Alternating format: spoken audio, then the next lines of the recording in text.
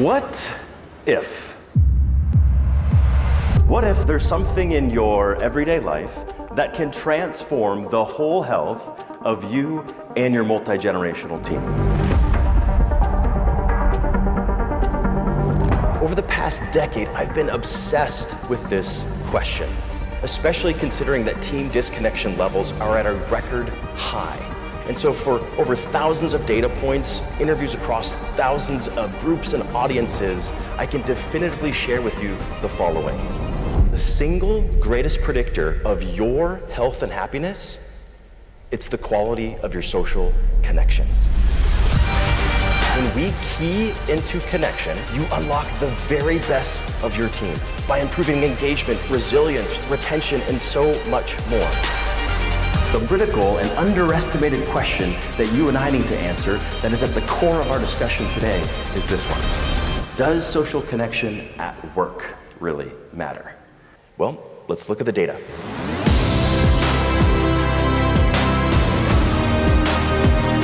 Isolation and disconnection are making your multi-generational teams 7 times more likely to disengage, 5 times more likely to miss work, 3 times more likely to underperform, and 3 times more likely to quit. This is the opportunity you have in front of you. The future of work is human connection. It is the most important factor we should be focused on from a leadership perspective, but also as professionals. The future belongs to those that are connectable.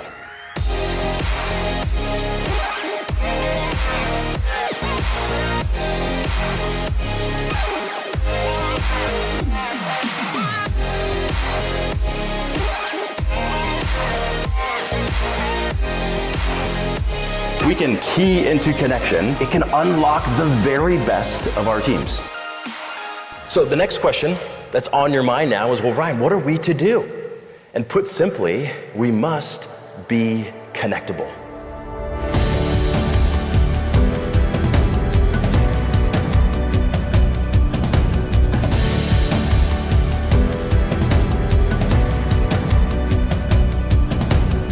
Rivet is an AI connection tool that actually uses the neuroscience of compatibility to match professionals who, again, are scientifically proven to develop a strong connection. So when audiences like this, and like you, all around the world, when they use Rivet, here's what happens. Attendees experience a 140% increase in feelings of connection with fellow attendees. And then when they connect with their Rivet match, 96% of people say they're extremely likely to meet their match again. And we've been working with organizations all around the world, some of the most innovative brands, on helping them connect in a very meaningful, science-based way with their workforce. Later today in this room, hundreds of attendees will be experiencing my connection tool, Rivet. It's a psychology-based tool that will connect every attendee with a fellow attendee that they're scientifically proven to develop a strong bond with. This goes way beyond networking. This is science-based connection. So now let's talk about a few ways for us to be connectable. Technology enables communication, not connection. Communication is dealt, but connection is felt. So the question becomes, how can you trade communication for connection? Where can you trade a text message for a phone call? Where can you trade a virtual meeting for an in-person meeting? If our goal is to create stronger teams, we must move from communication to connection. Connection takes a lot less effort than you think. In fact, according to research, it takes as little as 40 seconds. 40 seconds, an elevator ride is all it takes to actually connect with someone where both parties leave with a boosted well-being. So it doesn't take a lot of effort, it just takes intentional effort.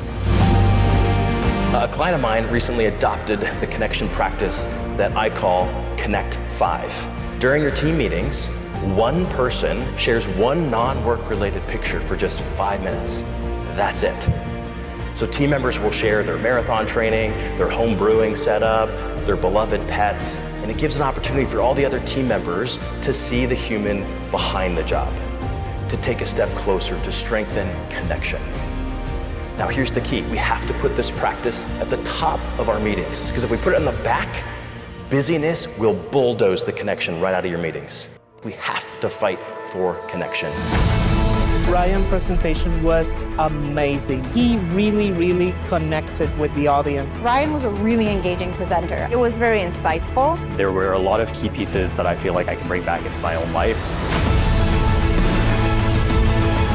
No matter how independent or introverted you might be, we all long to belong.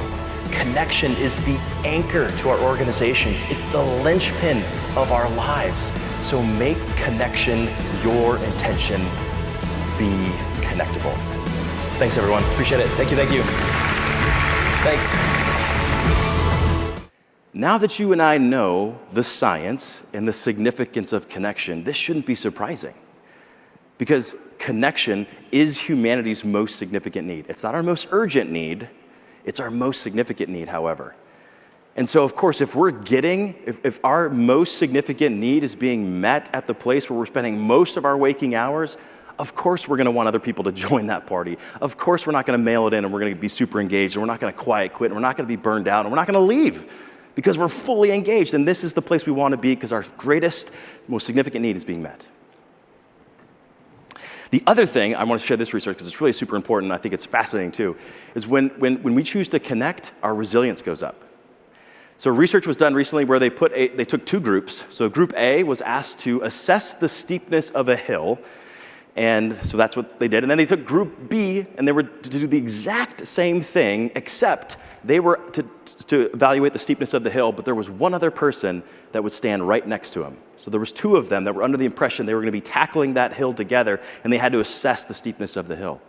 When there was just one other person standing next to you, they actually perceived the hill to be less threatening, to be less steep. In fact, there was a 30% reduction in the perceived steepness of that hill, just with one other person standing next to you. So the question that you and I have to wrestle with is, what is 30% steeper for you or your teams due to isolation? Because we're stronger together, we're better together, and we are more resilient together. So I'm making a compelling case to where the following statement is true for you, that connection is now the most valuable workplace currency. And I hope we will double down on it. So the question now that rings in your head is, well, what do we do? This is interesting, but what do we do, Ryan? Well, in two simple words, it's be connectable. So connectable simply means to link together. And think of connectable, much like if you're teachable, you're ready and willing to be taught. Connectable means you're ready and willing to be connected. So when you came through these doors this morning, were you connectable? Right? Did you have a connectable attitude? Did you have connectable body language? Did you have a connectable spirit? We've got to be tuned into this, knowing that this should be at the forefront of our minds and our personal lives and our professional lives as well. All right, so the final question we're going to ask is, what's obstructing our connectability? And I'm going to give you the top two things, according to our research, that people told us. This is what gets in the way of our connection with others at work. So to tee off our first connection obstruction, I'm going to tell you a personal story, if you'll allow me. I would love to introduce you to my wonderful family. So here they are. That's my wife, Ashley. That's our daughter, Ella. She's had a little bit too much ice cream in this picture. She's totally jacked. I've got our middle son, Landon, there, and our youngest son, Meyer. They're a little bit older than this now, but at the time of this picture, Meyer was about to turn 1, so we were going to throw him this huge birthday party. As one does here in the United States, we go all out for our 1-year-olds. I'm not sure why we do this, because they're not going to remember it. I guess it's for the parents, right? It's for the parents. It's for the gram, yeah. So he was going to have a big birthday party, so we were feverishly preparing all the dishes and meals before all of our family and friends were coming over to our house in Atlanta. And we invited over our college-age friend, Cassidy, to help us prepare some of the dishes. So Cassidy came over, and my wife turned to her and handed her a can of olives and said, hey, can you put some of these olives on this dish? She said, sure thing. And then my wife and I turned, and we began preparing some other dishes. A few moments went by, and I noticed that nothing was happening with that can of olives. So I investigated a little bit, and it turns out Cassidy was on her phone. I thought, oh my gosh, she just got here. I'm going to have to nudge her into some action. We're on a strict timetable here. And so I investigated a little bit further, and turned out she wasn't distracted. She was actually being extraordinarily resourceful because she was on her phone watching a video on how to use a manual can opener. She'd never used one of those things before. It dawned on me in that moment, my friends, that you and I are less dependent on each other than ever before. It's never been easier to navigate this world alone. And if we're not careful, we'll continue to choose convenience over connection. And too often, this device gets in the way of our connection. So the number 2 thing, connection disruptor, that gets in the way of you and I connecting with each other is technology and social media. Now, I'm going to give us a little bit different lens in which to look at this conversation, because I know we've heard ad nauseum how this can get in the way of our connection. But really, there's a bigger conversation to be had here, and it's around this idea that there's a connection illusion. I fell in this pitfall, maybe you've fallen in this pitfall before, that we think we're more connected than ever before because we have all this wonderful technology at our disposal. But I want you to think again about that. We are not as connected as we once were. Why? Because there's a difference between communication and connection. Those 2 things are not the same thing. Big difference. So let's unpack the differences. So communication is the exchanging of information, and we actually process that in the front part of our brains. Whereas connection is the sense of the feeling of being understood and the ease of communication between people, this idea of feeling seen, heard, and valued, and we actually process that in the back part of our brain. So a good way to think about this is if you've ever texted I love you to a significant other, you can text them that all day. That's just communication. It doesn't become connection until they hear the tone in your voice, until they see your body language, they feel your embrace. So my friends, technology enables communication, not connection. And communication is important. You and I need to be really good communicators, but we cannot keep making the mistake thinking that we're connecting with each other over tech, because it's not happening. So here's a good way to think about it. Communication is dealt, but connection is felt. And now more than ever, you and I and your team members and those around in you in your communities and in your families, we need more connection. And we got to be thoughtful about it. So the question that I want you to wrestle with, and I wrestle with every day, is how do we trade communication for connection? How do you trade a text message for a phone call? Or trade a virtual meeting for an in-person meeting? How do you trade a statement for a question? Subtle little choices we need to make if our goal is to further connect with others. So let me give you an example of how this played out in real time for a leader that we profiled in the book. So this leader became the CEO of a 1,000-person company right in the middle of the pandemic. So as you can imagine, anxiety was high, and she was about to host her first all-hands company-wide virtual meeting. So everyone's on Zoom, and there she was presenting the state of the business and the state of the industry, and she was obviously a little nervous, but she got through it, and as she was verbally passing over the meeting to her executive team, it dawned on her in that minute. She thought, I have been communicating, but I haven't yet connected with my team. So she did something in the moment that was brilliant, a little risky, but it was brilliant and it paid off for her. So again, she verbally passed over the meeting, and then she thought, how can I connect with this team? So she verbally passed it over, but she continued to share her screen, and she then went to Google. Now, the whole 1,000-person company is on the edge of their seat because they're thinking, whoa, new CEO, she has no idea, she hasn't stopped sharing, like we're gonna see all kinds of dirty laundry, like what's this, what's her search history, like all these things. So, but she's doing this intentionally. She knows she's got everyone in the palm of her hand. She goes to Google and she simply searches the following term: how to CEO good. It was so subtle, but the whole group erupted. And she said she got flooded with emails following that meeting saying, thank you for being vulnerable, thank you for being relatable. Someone even told her they'd never seen so many smiles on the Zoom meeting before. And it was simple. And another point of this story is that connection takes a lot less effort than you think. In fact, according to research, it takes as little as 40 seconds. 40 seconds, an elevator ride is all it takes to actually connect with someone where both parties leave with a boosted well-being. So it doesn't take a lot of effort, it just takes intentional effort. So let's look at the state of loneliness as it relates to work. So we looked at the state of loneliness kind of in general worldwide, but let's zero in on work now. And this is according to our research. 72% of global workers say that they feel lonely at least monthly, with 55% saying at least weekly. 30% of people report having a close friend at work. That's compared to 50% back in 1985, so that's fell pretty significantly. 50% of CEOs report experiencing loneliness in their role. 61% believe it hinders their performance.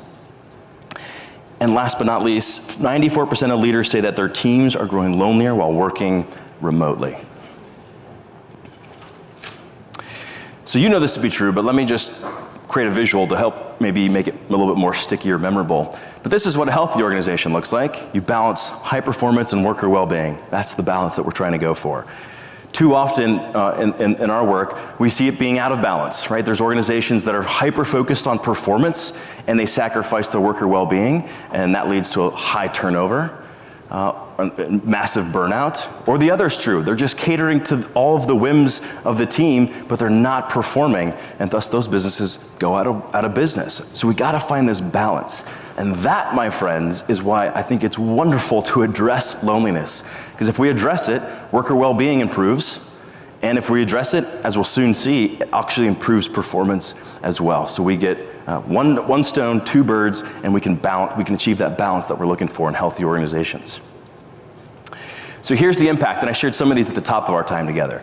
Lonely workers are 7 times more likely to be disengaged at work, 5 times more likely to miss work due to stress, twice as often to think about quitting their job, and they're more inclined to believe their work is lower quality, so confidence dips significantly as well. So I guess it's also worth noting that lonely workers are also more likely to be remote workers. So if all that's true, if we can solve for loneliness, if we can reduce loneliness, then we can have a more engaged, dependable, loyal, confident, productive workforce. Now, I don't want to burst anybody's bubble here, but loneliness can't be solved, right? It's not a problem necessarily to solve because, again, it's useful and it's universal for us. What it is, it's a tension to manage. We're always going to have to manage it as a tension. We're not going to solve it as a problem. We have to manage it as a tension. And as you can probably personally attest, and certainly from some of the data that I've covered, we are more at risk of experiencing this isolation and loneliness. So we've got to be more vigilant about fighting for our connections with one another.